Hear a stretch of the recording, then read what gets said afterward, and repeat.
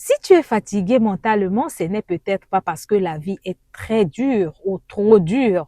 C'est peut-être parce que tu essaies de contrôler ce qui ne dépend pas de toi. Hello tout le monde, moi c'est Paul Presca, bienvenue dans ma chaîne. Ici je te parle de motivation, du sport, de la nutrition et du développement personnel. Merci de t'abonner, de mettre un pouce. Notre thème d'aujourd'hui, c'est les choses qu'on ne peut pas contrôler dans la vie et comment retrouver la paix intérieure. Ok? Je veux te parler des choses que tu peux pas contrôler et des choses que tu peux toi contrôler. Donc, arrête de perdre ton énergie inutilement pour les choses que tu ne peux pas contrôler. Pourquoi on veut tout contrôler dans la vie?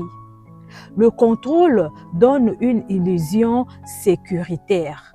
On pense que si on contrôle tout, on ne souffrira pas, alors que c'est pas vrai, alors que c'est faux. Mais plus tu veux contrôler, plus tu t'épuises. Cherche le contrôle absolu, c'est perdre sa paix. Ok? Voici les choses que tu ne peux pas contrôler. C'est le passé. Ce qui est arrivé. Le passé est une leçon, pas une prison. Tu ne peux pas le changer, mais tu peux changer ce que tu vas en faire aujourd'hui. Les opinions des autres. Et oui, ce que les autres pensent de nous. Tu peux être bon, gentil, humble, très poli, très honnête, très respectueux, tous les traits que tu veux et quand même être critiqué. Peu importe ce que tu feras, quelqu'un aura toujours quelque chose à dire sur toi, que ça soit positif ou négatif. Tu n'es pas responsable de ce que les autres pensent de toi. Les pensées des autres, ce sont leurs droits, tu dois accepter ça. Aux réactions des autres. Comment les autres réactionnent face à tout ce que tu es en train de faire. Tu contrôles tes intentions, pas leurs réactions. Tu peux être gentil, honnête, respectueux, comme je disais tantôt, mais tu ne contrôles jamais la façon dont quelqu'un va réagir. Ça, c'est son droit. Ok?